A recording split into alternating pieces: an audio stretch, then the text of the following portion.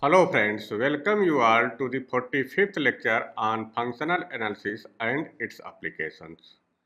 In this lecture, we will discuss the properties of adjoint operators on Hilbert spaces. This is the content of today's lecture, that is properties of adjoint operators on Hilbert spaces. Operators on Hilbert spaces.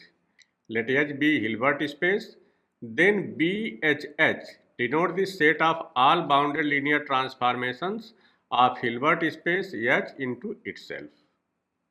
The Hilbert space of all operators on H also denoted by BH instead of BHH. With this notion, we have the following important results. First, we recall the definition of adjoint operators on H.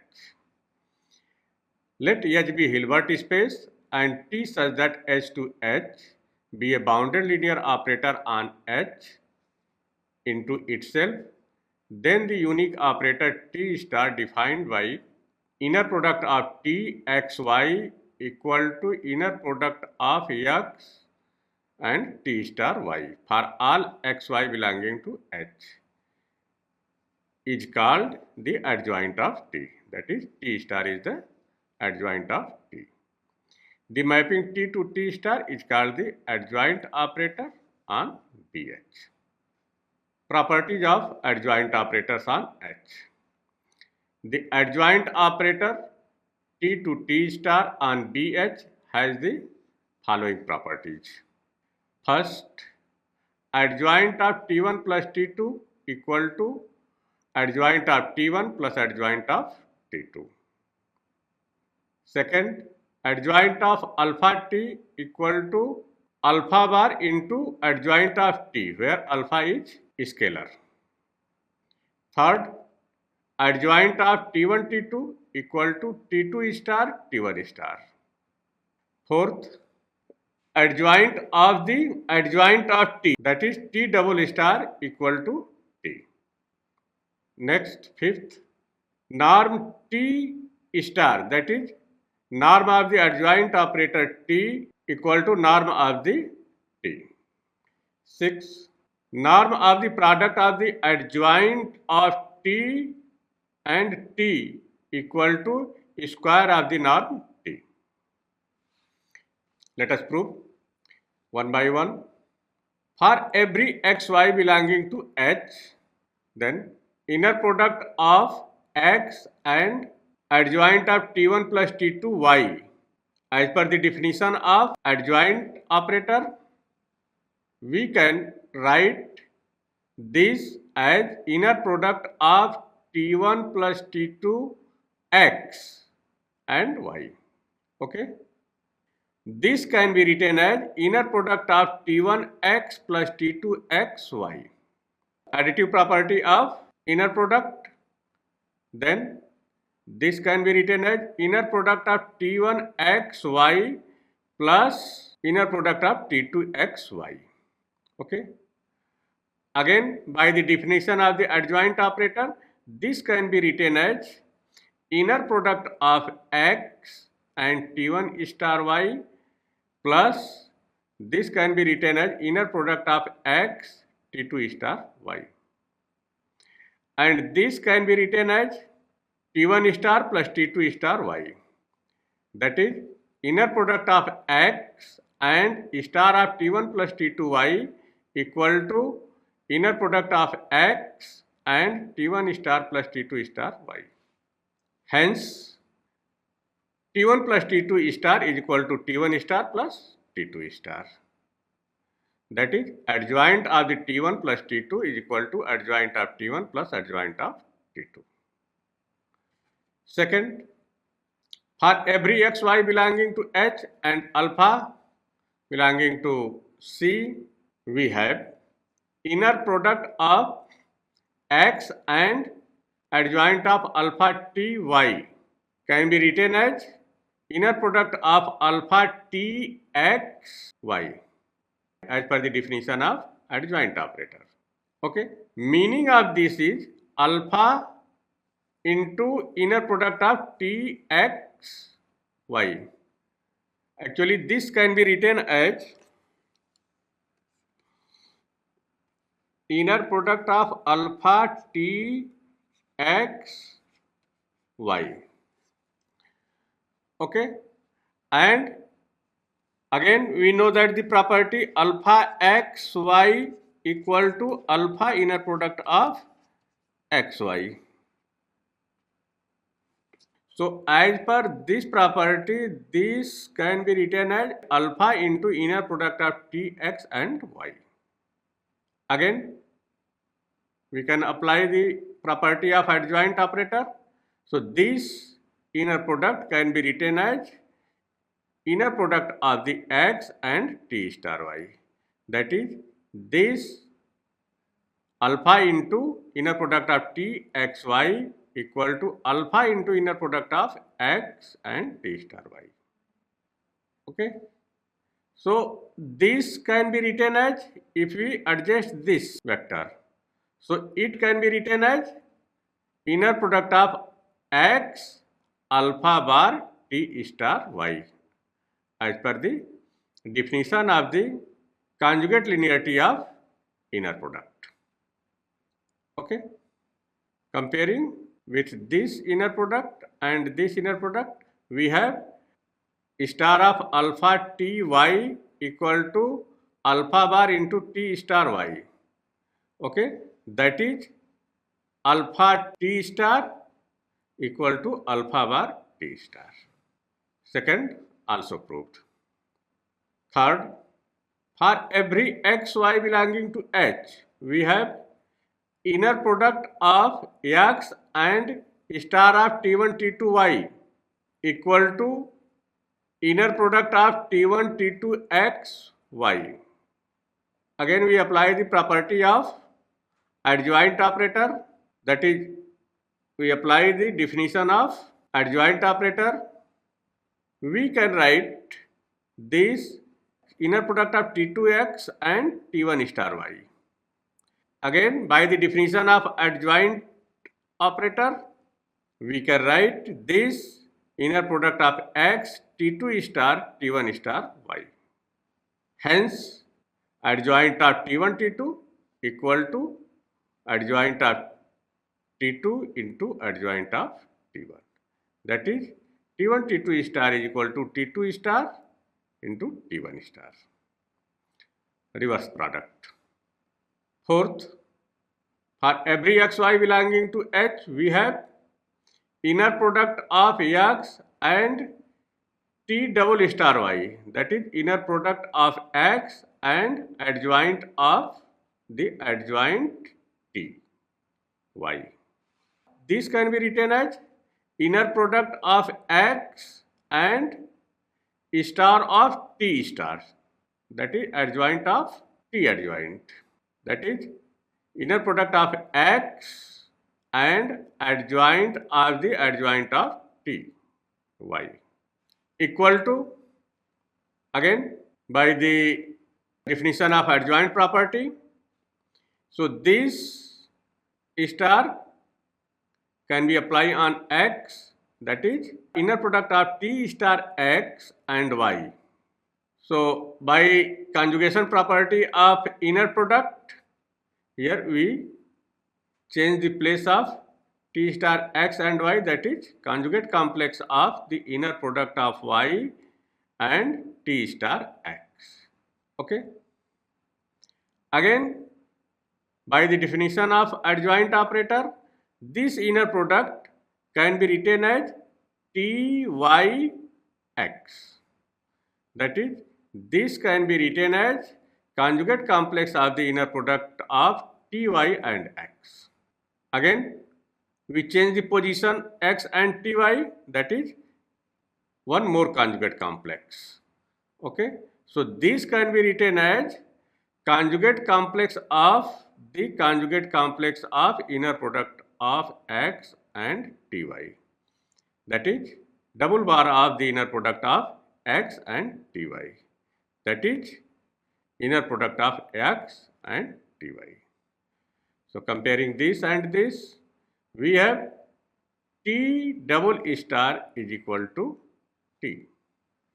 Fifth, for any vector y belonging to H, we have the last theorem of lecture 44.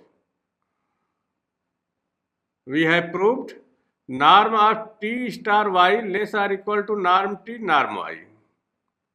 So, if we divide this inequality by norm y, so we get supremum of norm t star y upon norm y less or equal to norm t.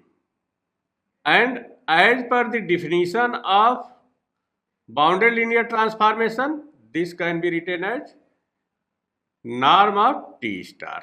That is, norm of t star less or equal to norm t. Equation 1.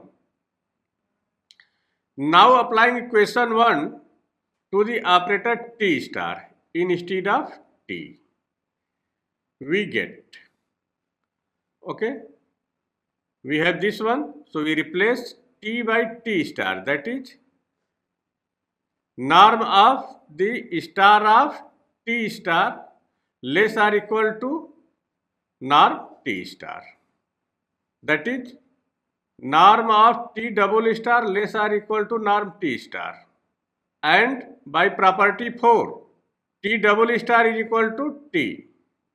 Okay, so this can be written as norm of t less or equal to norm of t star.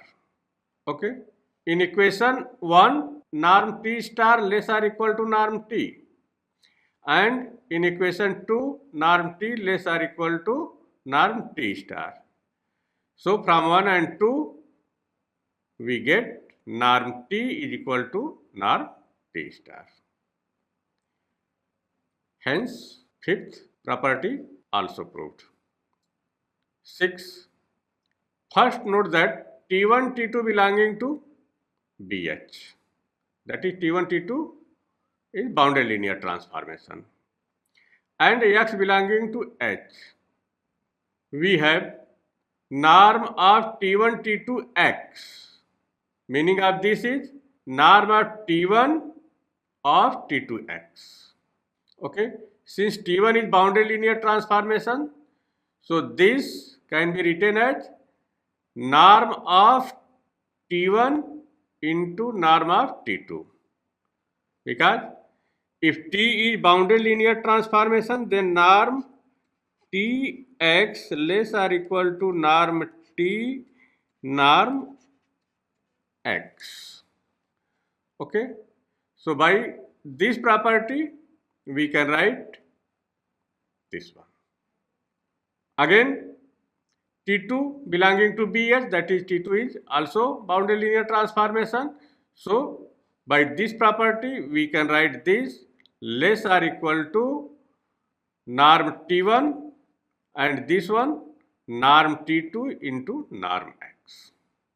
So, dividing this inequality by norm X and using this definition of the bounded linear transformation, so we can write norm T1 T2 less or equal to norm T1 into norm T2, okay, as per this definition.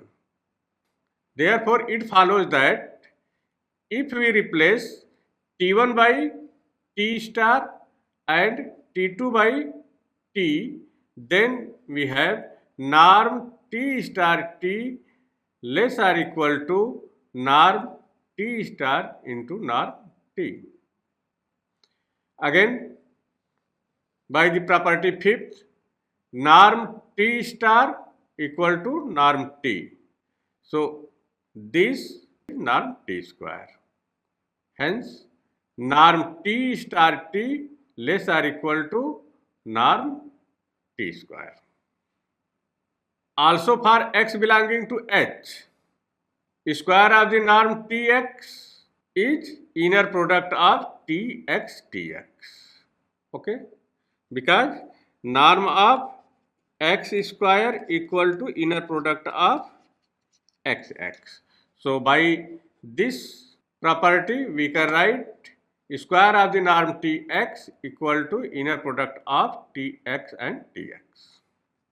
By the definition of the adjoint operator, this inner product can be written as inner product of the t star of tx and x. Okay. So this is the value of norm tx, and we know that norm always greater or equal to 0. So this inner product is always positive. Okay. So we can apply the Schwarz inequality of this inner product.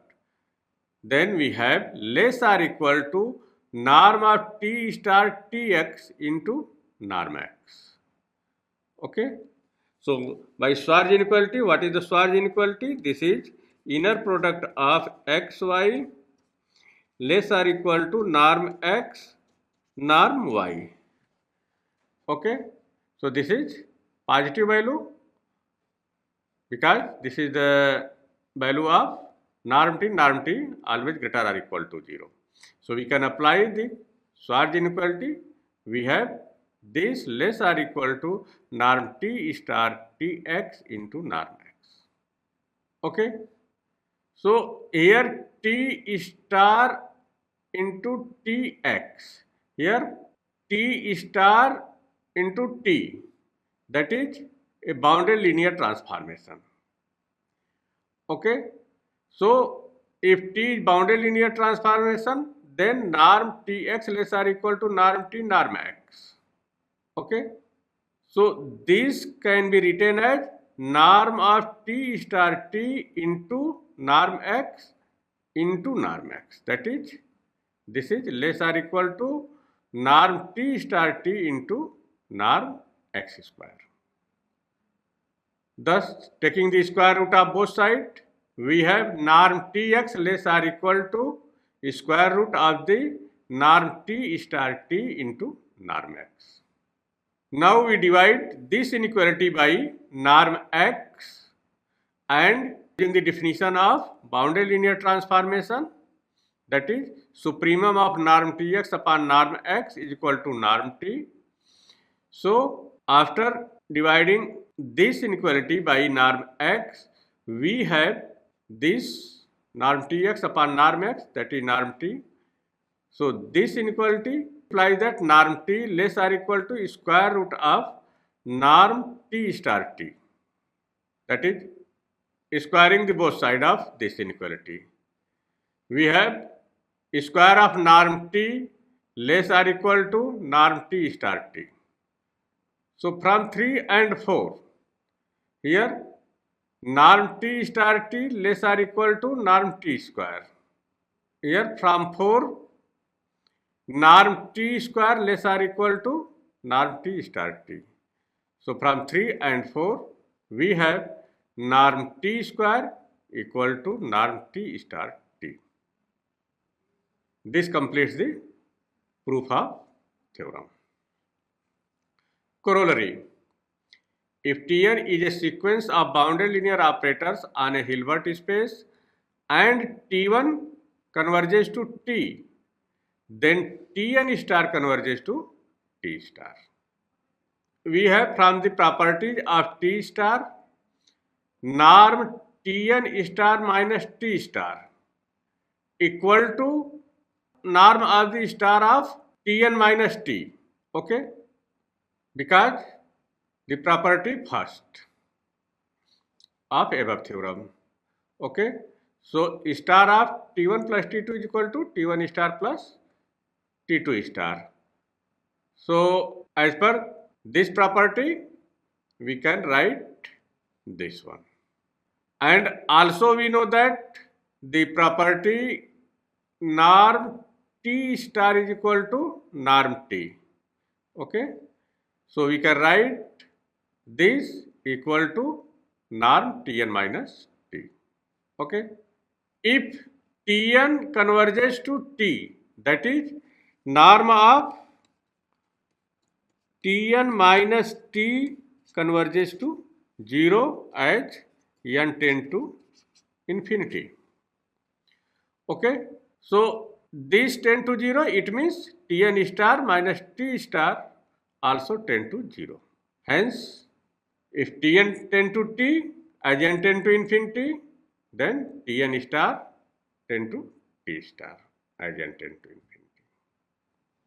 The adjoint operation on BH is 1 to 1 and onto.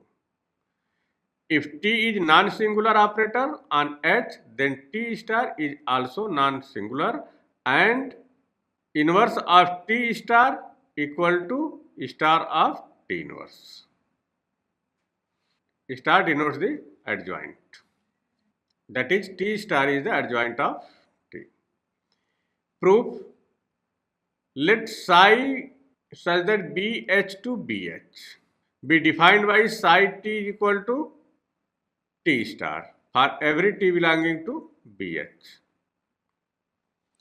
To prove psi is 1 to 1, let T1, T2 belonging to BH, then we have to show that psi T1 equal to psi T2 implies that T1 is equal to T2. Now psi T1 equal to psi T2 gives T1 star equal to T2 star as per the definition of psi T. Taking the star of both sides, then star of T1 star is equal to star of T2 star. And we know that